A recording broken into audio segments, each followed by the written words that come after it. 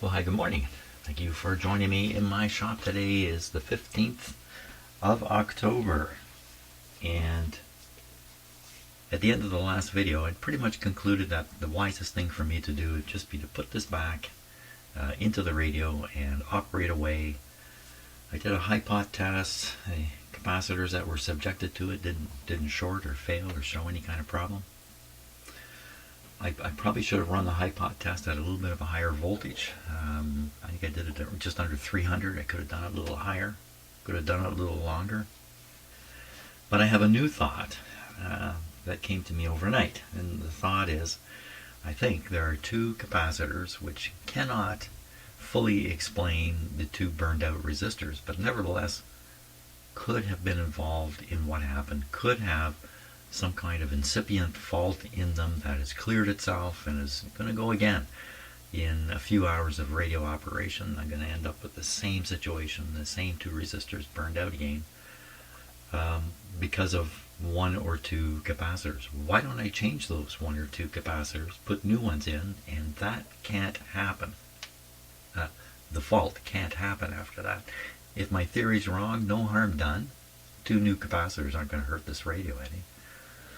And if I go through the trouble of putting this back in the radio and then, 4 or 5 hours later, it's dead again, I will be pretty angry with myself for having not done this, especially now that I thought of it.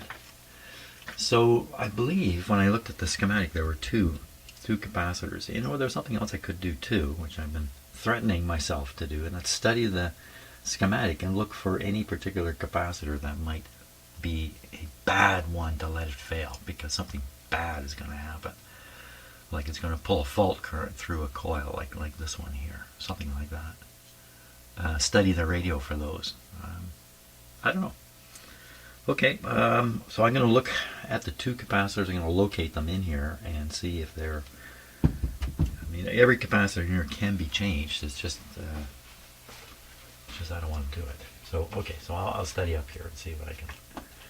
I'll identify the two. I think it's two capacitors. Okay, let's just review this one more time. So the resistor that burned out is this one here and this one. Well, you can see they're in series through this. This is the B plus power line coming in. The B plus fed up through here. Here, see it splits. One to the plate, the other to the screen on this side. So capacitor here, capacitor here, capacitor there. That, now can any of these cause what happened? This one, no. Besides, if this one were shorted, if it were perpetual, of course we're talking about not a perpetual short, but a short that clears. Could this have shorted briefly and burned this resistor out? I think this one's in the way. There's a 33K here that's in the way. So I don't think so. This one shorted. It's right to ground. There'd be full fault current flowing through here. Would burn this resistor out. It won't burn this one out. The only way to burn these two out would be for this to short and a ground to appear, and for current to flow to ground this way. But I've looked at this circuit very carefully. I'm looking at it again, and there is no ground path in here. There's no way to get to ground. There's no way for a fault current to travel this way. So how do you ever get a fault current through here? One possibility was a shorted tube, but I tested this tube with my tube tester and I let it run for half an hour and no short showed up. Is that a possibility? I suppose it is a possibility that if you let this run for 10 hours it develops a short. I would think if a tube develops a short of that sort, it would be perpetuated. You can see a plate to suppressor short. The suppressor is grounded. You get a ground right on the plate inside the tube. That would pull current through all these things. But I would think the tube would be badly damaged and would show up in a tube test after something like that happened. I don't think that's something that clears itself. So consequently, okay, so here's another, this is on the screen circuit, and it's the wrong circuit, it's the wrong resistors. So I don't have an explanation other than this rather cockeyed theory that the 510 fell in resistance to 100 ohms. 500 plus 1500, 500 plus 1000 is 1500. So you go from 1500 to 1100. That's a significant change in the plate resistance here. Is that enough to heavy up the current coming through this tube? I can't see it myself, but I have no other explanation. And this guy just kind of sailed away on his own, and when he got bad enough, he burned this guy out. Now this capacitor broke in two, or resistor broke in two when I was taking it out of the radio. So it was badly damaged also, even though it didn't appear to be as badly damaged. Okay, so what should I do? Well, if the theory is a capacitor has shorted and now it's okay, and it's probably going to short again in the future, if that's what we're looking at, then again, I can't completely logically say this, but I should probably get rid of this one and get rid of this one anyway, just on account of. Okay, so that being the decision, it's no big deal to do this. I just don't like guessing. I don't like that whole, anyway. Okay. I'll find where this guy is, 24, and I already know, I think where 22 is in here. I think that's 22 right there. 24. Okay. Maybe I'm just going to go ahead and do this from here. Okay, new capacitors are in. Now these yellow capacitors I use, they do not have the outside foil marked. But I notice in here, with these capacitors and this little bump here that's on them, it's on one end only. I'm thinking this is marking the outside foil end of the capacitor.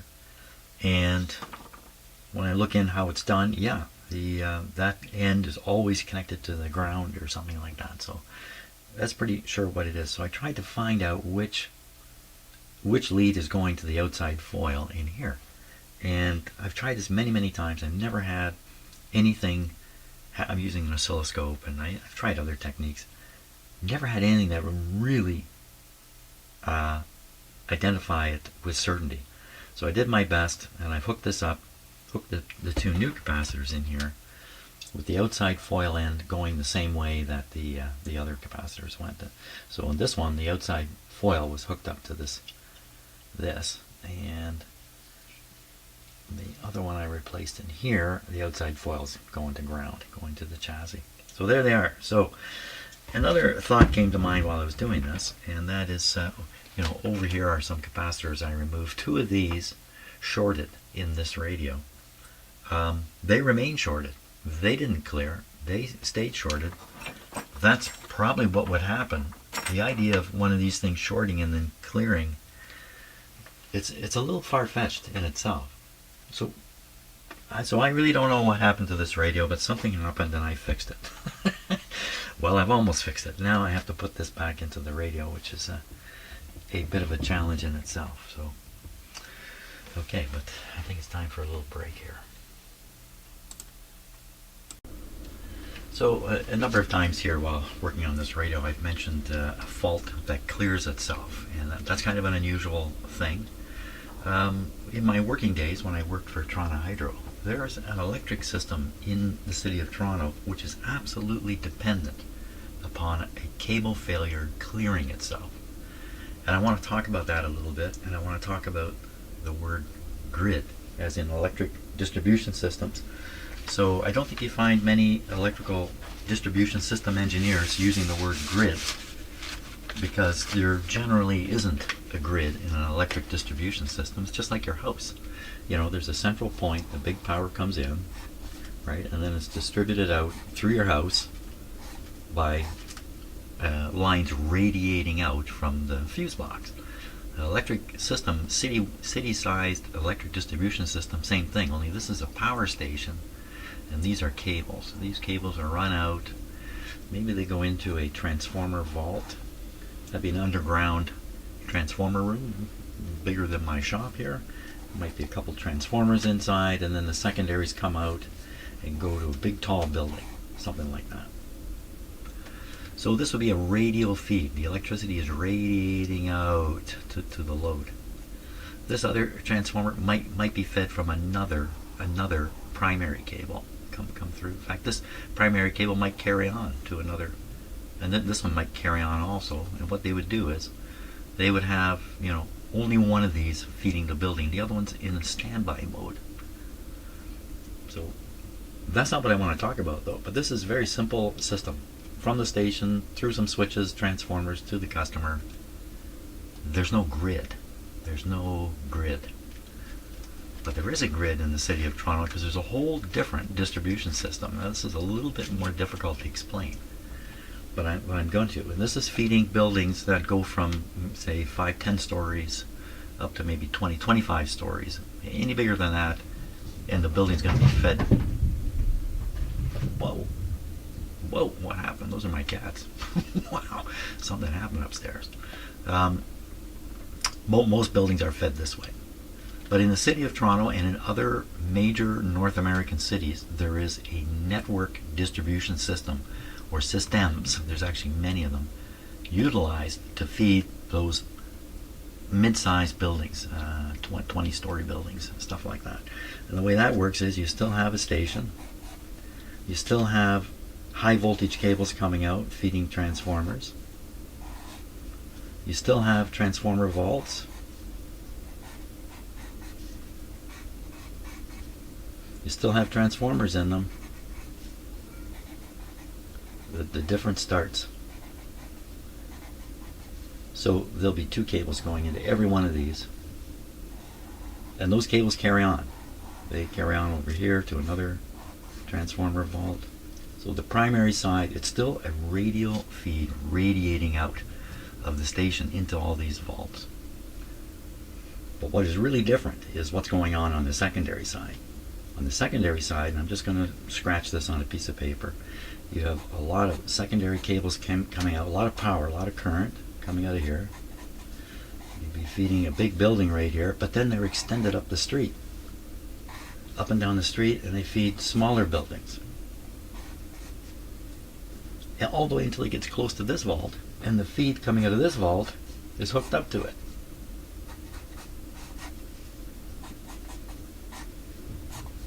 With loads all over the place.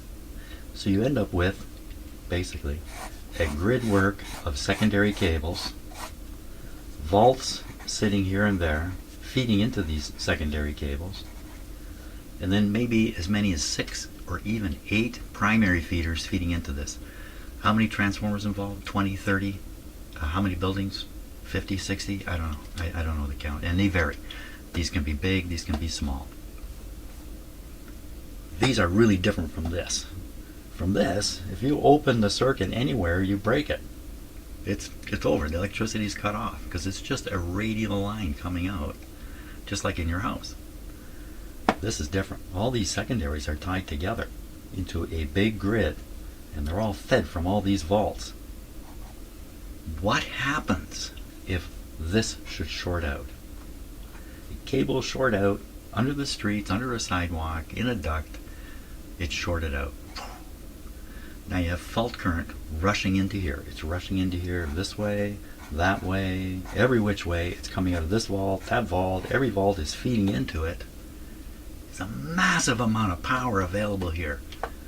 8 feeders feeding into dozens and dozens of transformers, transforming the 13,000 volts down to 122.08, and the current capacity is gigantic. If a cable fails here, it can produce the same amount of power. I'm sorry, let me rephrase that. About, because the city of Toronto is a bigger size now, I got to think about this a little bit before I say it. When I worked there, the city of Toronto had 600,000 people in it. Now the city of Toronto has greatly expanded, absorbing other cities, and now it's 3 million. So let me just say, the amount of power that can develop right here where the cable shorted is similar to the amount of power the whole city is drawing. Similar. Okay, it's about maybe a fifth. That's a lot of power. How do you get a fifth? I mean, this is so much power that when the short happens, anything inside a manhole and a transformer vault is catching fire. The amount of heat being released is huge, and the fault doesn't stop. There's no breakers that open. Nothing shuts the power off. You think, well, that's stupid. Why would you do that? Have a system where if you have a failure, there's no protection. The protection is the cable itself, which I'm going to talk about in a minute. Why have this system? Because while this thing is burning and flaming and blowing a lid off a manhole and getting people jumping up and down on the street because of the huge cannon-like sounds that come out of these things when they fail, the lights stay on. The lights in all the buildings stay on. As far as the electric system knows, there's just somebody making a lot of toast right here. That's just what it looks like to the electric system. There's so many primaries feeding into it, and all this has been calculated very carefully, so when a fault occurs, everything can take it. Everything can supply it permanently. It can supply the fault forever right there. That would not be a good idea. Now, these faults stop. What makes them stop? It's the type of cable. And this is just, it's called asbestos insulated lead covered cable. So it's a single phase cable. This is really a bad model for the conductor because the conductor is a big thing, big copper conductor in here. Then around it is a tape of asbestos. The insulation is asbestos cloth wrapped around it, and then a lead sheath on top of that. It's only 120 volts from the conductor to the sheath. I mean, you know, that's house voltage. That's nothing too stressful on insulation. What sooner or later, someday, some way, somehow, when you have, you know, thousands of kilometers of this cable under the streets, something is going to happen. One of them's going to shorts out. The conductor is somehow made contact with the sheath, and immediately that huge amount of current starts flowing, and this thing starts burning. And people are running for it, and the lid is blowing off the manhole, and there's flame shooting up out of it. Now, it's not going to last very long, okay? The lead sheath is going to melt back and burn back. The conductor is going to stay put because it's covered with asbestos, and copper doesn't melt as quickly as lead. Lead melts quickly, so lead back. Once this distance gets big enough, it stops. When it stops, the conductor could be burned through, so the cable's in two pieces, or it could just be burned off. But who knows what? I mean, this is a wild event taking place. This can happen inside of a duct, and nobody ever know about it. Wouldn't even know about it. It happened in the middle of the night, nobody around, nobody hear it, nobody saw the smoke, nothing. There's no indications, no alarms, nothing happens. Everybody's lights stay on. They don't even flicker during this event, while the cable burns itself clear. Now, how are you ever going to find that? So every summer, the company I worked for hired a whack of students, about 10 students, made 5 crews of students, that's 2 people a crew, and off they'd go into every manhole where these cables existed with a clamp-on ammeter, and they read the current. These network systems are hard to engineer and maintain. Buildings are changing loads.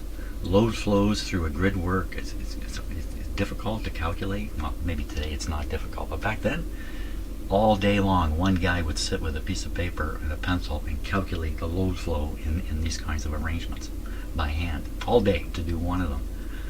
You gotta wonder how accurate it all was too. It's based on cable lengths and you know, wow. So these students are out taking clamp-on ammeter readings on these cables, and they'll clamp one and go, there's no current on this cable. And then they know that the cable is blown up the duct between the two manholes. Then they can organize the replacement of it. During that time, that piece of cable is missing, but there's enough grid work that the electricity can find its way to everybody's supply. When I first learned about this system, I couldn't believe it. I just couldn't believe I was being told this. You've got to be kidding me. This stuff is set up. I mean, these faults can happen inside a manhole, and when they do, they burn the shit out of the manhole. It's the only way to describe it. It's a conflagration. See, most faults last a fraction of a second. A huge amount of energy released, but just for maybe 6 cycles, you know, a tenth of a second. These things can burn for minutes.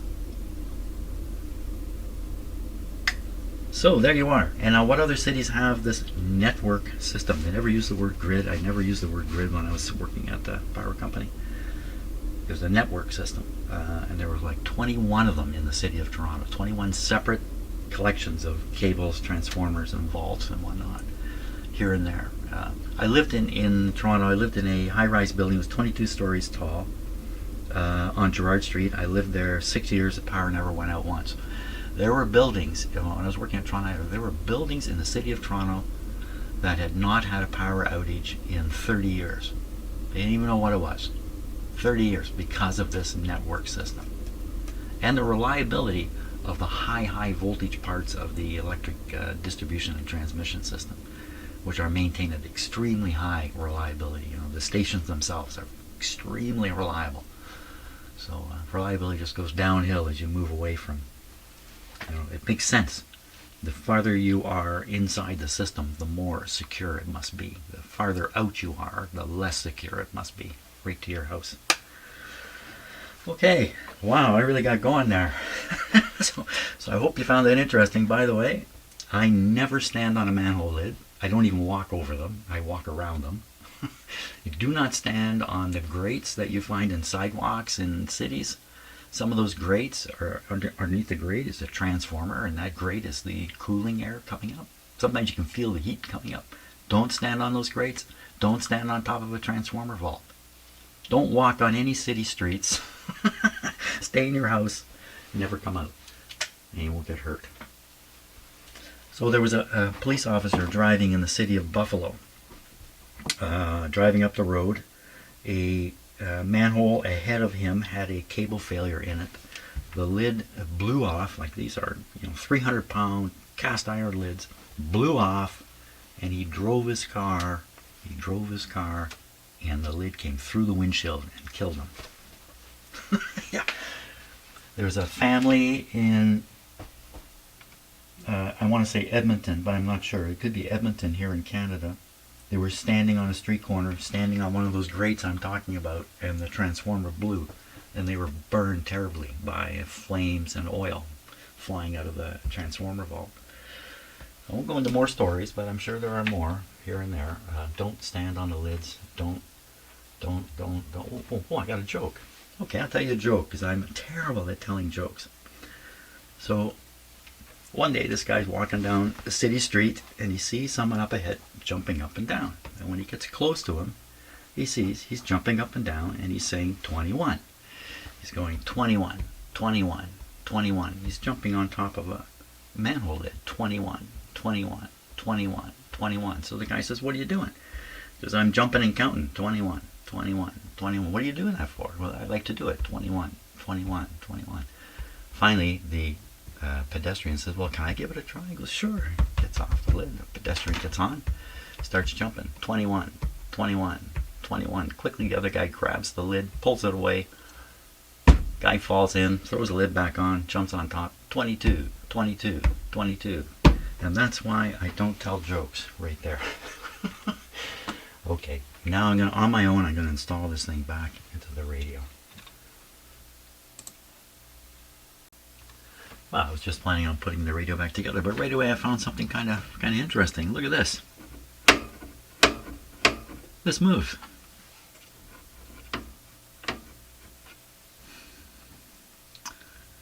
It's on posts.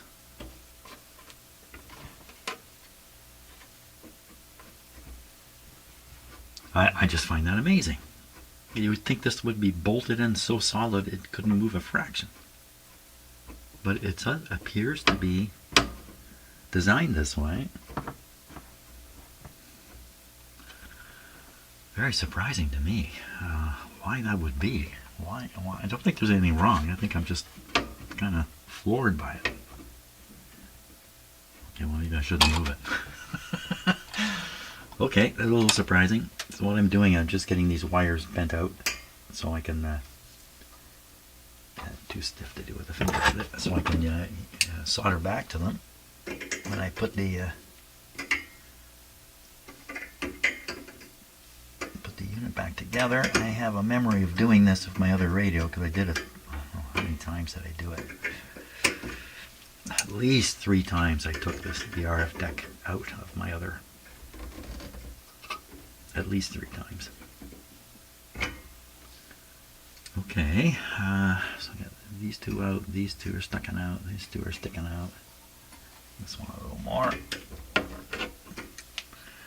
And be smart this time. I'm going to turn the band selector to a neutral position.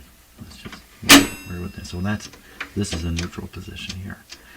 So that means these gripping fingers won't be trying to grip anything when I put it in. I have to make all these wires come through the little port here into this area, which is really the challenge. One of the challenges. I don't think you can swing this. It has to go straight in.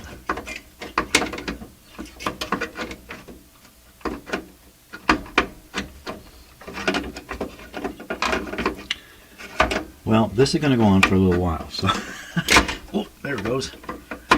One side anyway.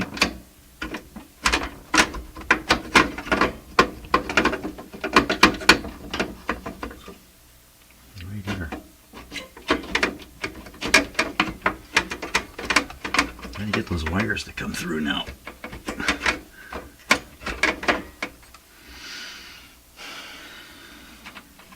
Stuff them.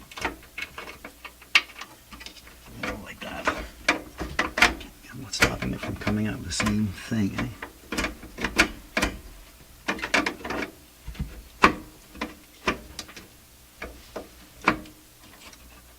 Yikes. It's not going to work too well. Okay, so I'm going to fiddle with this because this is going to go on for a while. I'm sure of it. Okay, well, I got almost all the wires coming through here. One of them didn't make it. One wire. And I've got my photograph, sorry if my phone is causing interference here, showing what the wires should look like. It's this white one here that has not come through. It's still underneath there somewhere. So what I'm going to try to do is I'm going to try to see it by looking through these portholes. I've taken the caps off and look with this camera and see what we can see in there. Let's take a look. See if I can see the end of the wire. Now, the way the camera's tipped, the bottom of the image, oh, that's a great image. The bottom of the image is the port. Let me shine some light on it. So we're just, do we see a white wire with a tail hanging off of it somewhere in here?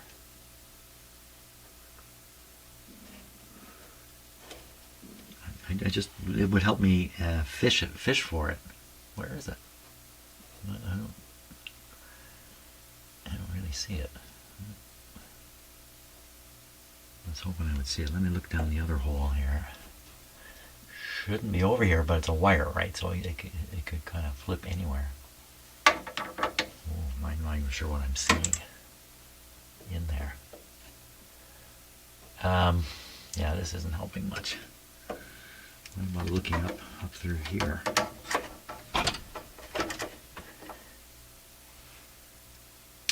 No, that's not going to work either. So this piece of hardware is really hard to get in and out of here. It's interfered with a piece of porcelain, something like this, right under here. And then these screws interfere too because this fit is so tight. So I'm going to try to lift it up and spot that without removing it entirely. And I don't know if I can even do that. So if I lift it up too high, I'll pull all the wires out again.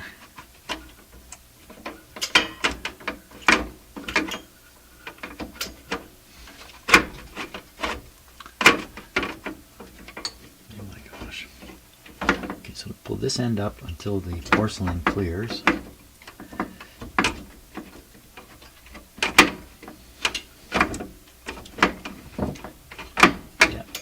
until, yeah, we're right. There it comes. Okay. Now I can see in here, where's the white wire?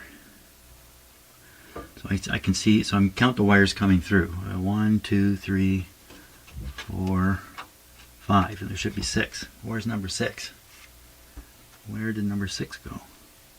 I don't see it anywhere in there.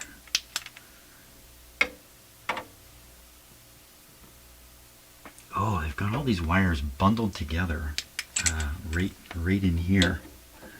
And I can see frayed insulation everywhere. They bundle them all together like that.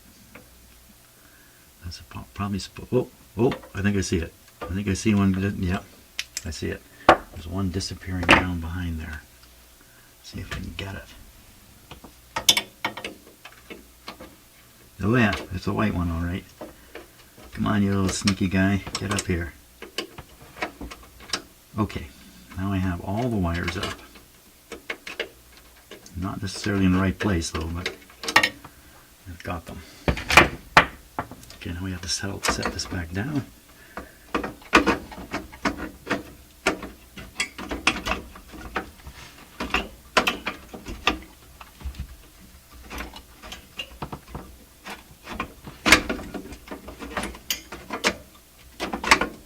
There, and that's why I don't like taking this thing out. Okay, I've got the wires here, I've got my photograph, I'll sort out which one goes where, solder them back, and then we got to do some work down in here. And before you know it, we'll be playing the radio.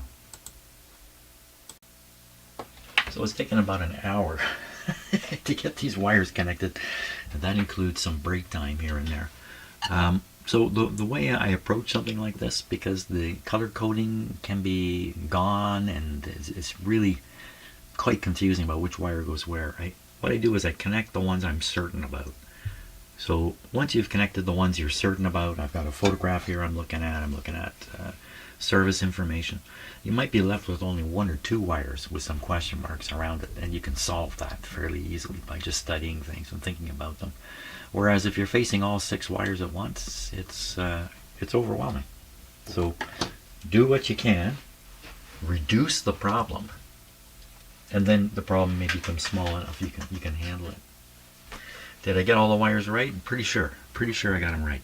Now I got to do all the stuff down in here, ground connections and wires across, and that's also going to be very challenging to do. So break time.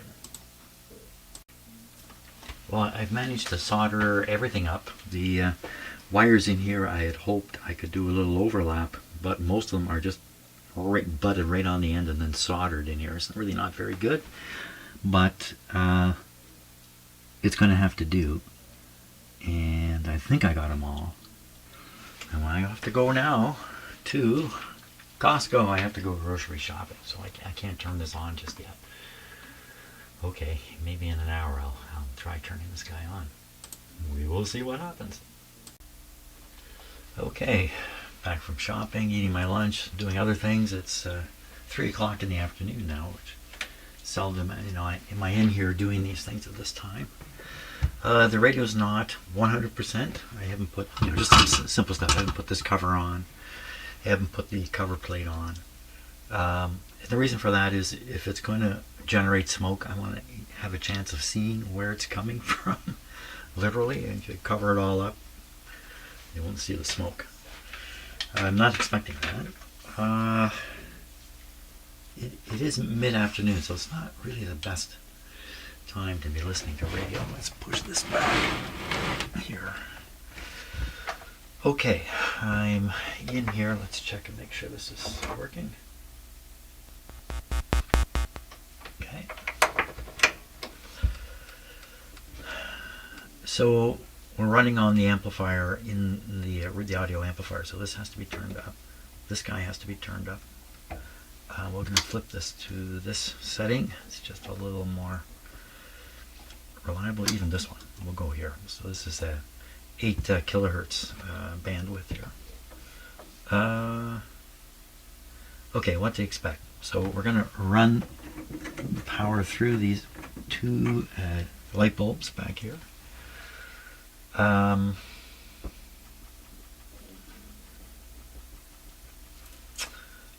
There's a couple outcomes, isn't there? One is we start it up and the radio does not work.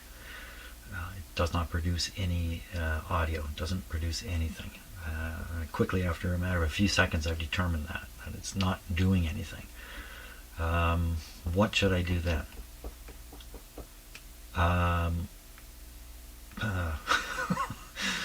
Keep it operating till the smoke comes out. Turn it off and think about it. Oh yeah, another thing that's not hooked up. I have not hooked up this crystal control here, so there's a wire coming out right here. Let me show you. Kind of a surprising thing. A wire comes out here and goes up to this switch. I think it's kind of a way of including this feature, the crystal feature, without rearranging the rest of the radio. I think that's why this sits up here kind of odd and it looks a little odd. I think it's an afterthought, I feel like. And why am I delaying things? Because I'm so nervous here. This is not going to work. Okay, it didn't do anything there. We want this on modulation, this on automatic volume control. The band we want to be on is going to be the broadcast band, and we want to be down, way down here where there's some strong stations.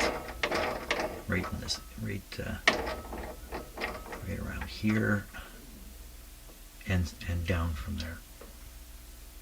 The antenna's connected, switched on over yonder.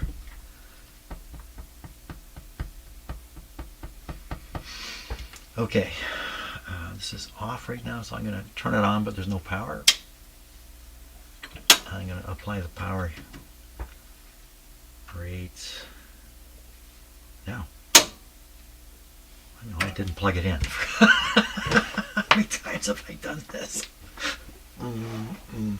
How many times have I done this? Okay, nothing like a bit of a dry run. Okay, volume up a little bit here too. Maybe a lot. Maybe volume up a lot. Okay. And we'll turn this on. Oh, it is on. Well, we'll set it up. This has to be up fairly high too for the radio to operate. May not operate with the dim bulbs going. Here we go. Okay, they're behaving normally because they came on and started going down. The lights here are on, but they're not very bright. So no major short circuits happening. And we're not really... Oh yeah, got to turn it up over here. Okay, so that additional hum you just heard, this one, that's coming from the radio. It could be I've got the volume up way too high over here too. Could take a long time to come on. It may not even come on. 66 volts, it's not going to come on. Okay, so we're going to go to full power now.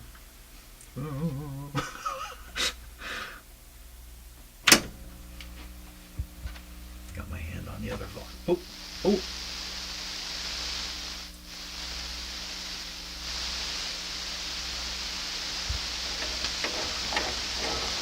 Sort of working. Sort of working. I'm not getting any we're not getting any.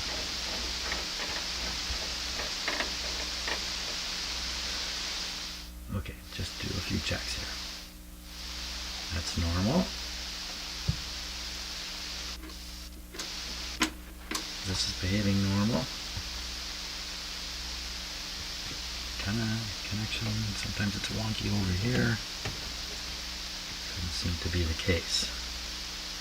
Okay, now I should have cleaned my glasses because I can see the smoke easier. Doesn't appear to be anything happening. You can see one of the resistors I put in. I can see it. In fact, that's the one that burned out. I can see it from here, the way I put it in. Thumbs up. Except it's not working. What dumb thing have I done? Do I have another tube out? over here without. Oh, but I found the missing tube cover. Here.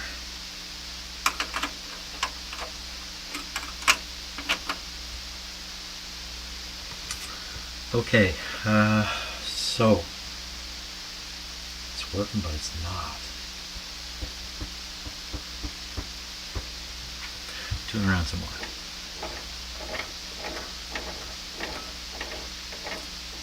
She's a dud.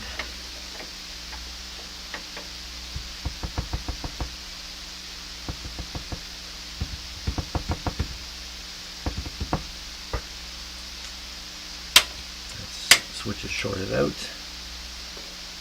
ABC and manual. It's like it's hearing something anyway. It's hearing something. It's not hearing everything. That seemed to work properly. That seems to work. Everything's working properly. It's not hearing anything. Well, that's not a good sign. Something I could have done here before turning this on, so I could have repeated the resistance measurements through the tubes.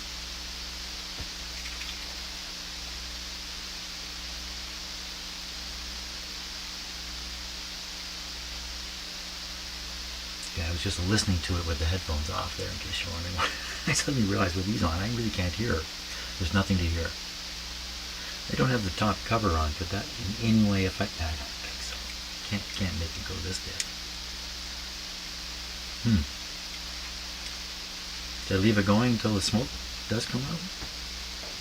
Change bands? Feed a signal in. Look for some other reason why it would be like this. Disconnect and reconnect the antenna.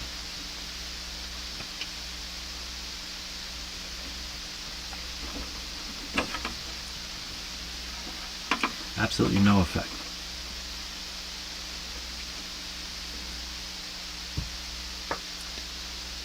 Let's what could we do here? So I have these open. One of these sets is the oscillator.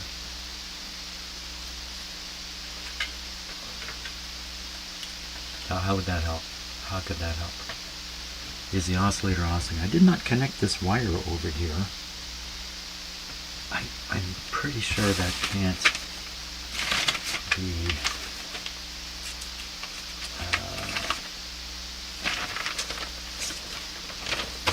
no, that's a double conversion switch. And I'm looking for is the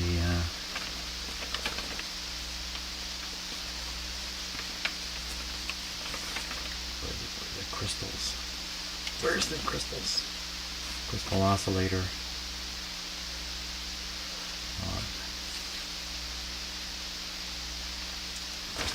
That's not what I'm interested in. I don't know what I'm looking for. I'm looking to find out if the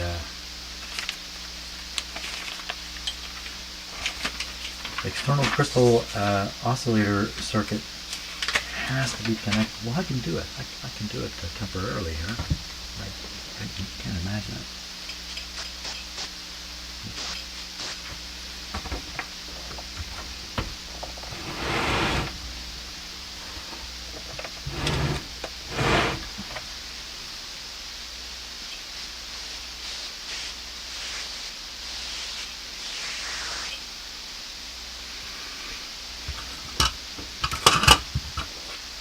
So the more stuff I connect to this, the more noise is going to be in the radio.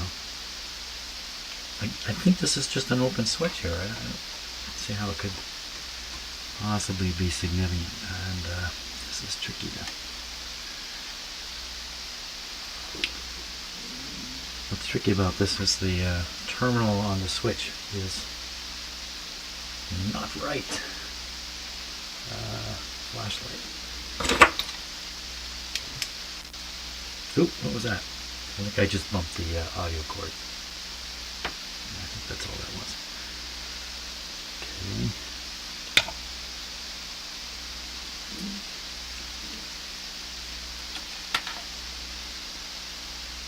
This is dumb what I'm doing.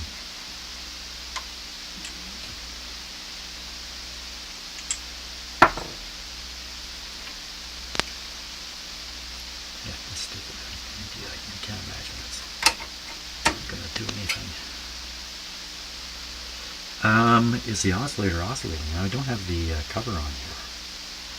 It's a special cover. But this wouldn't stop it from oscillating.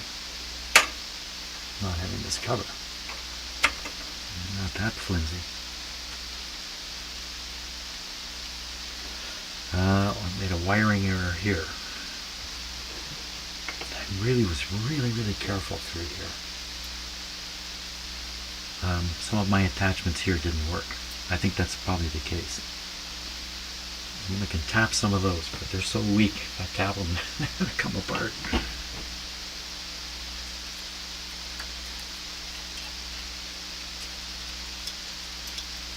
This might get loud here. Let me turn this down.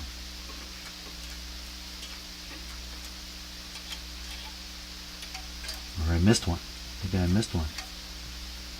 Maybe I think I soldered one, and you know, the wire looks like this, but when it's like that, maybe I soldered nothing. Flashlight. Well, I just had it. I'm losing my mind here. I think we're probably just going to leave it at this for now, because I think I'm into a more serious, here we are, more serious troubleshooting thing going on here.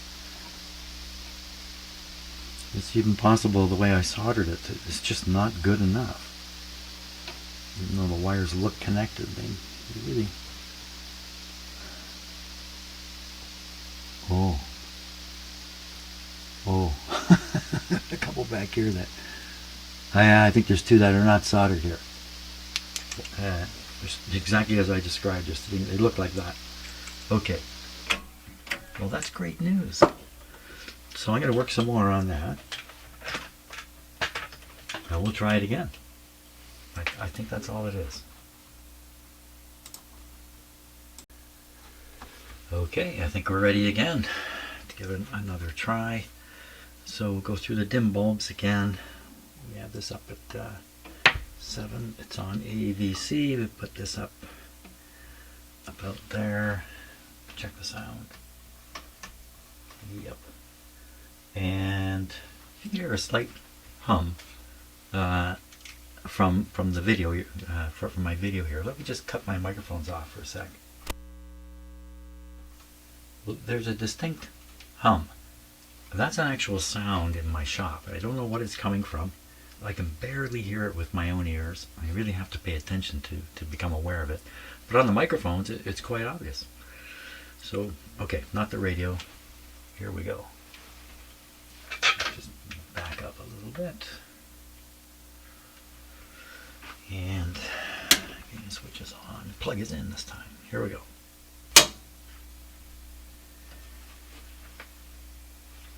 Once again, this is a very low voltage to start. There's really not much reason for that anymore. Here we go. Wow.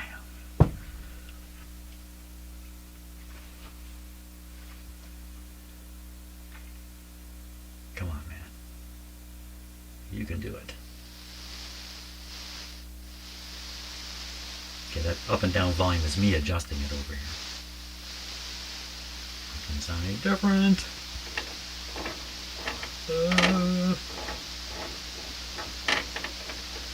Okay, that's not expected.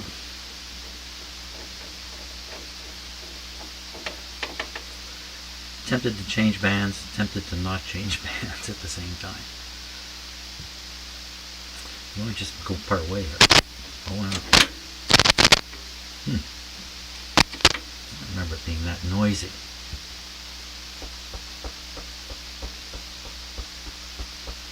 Noisy.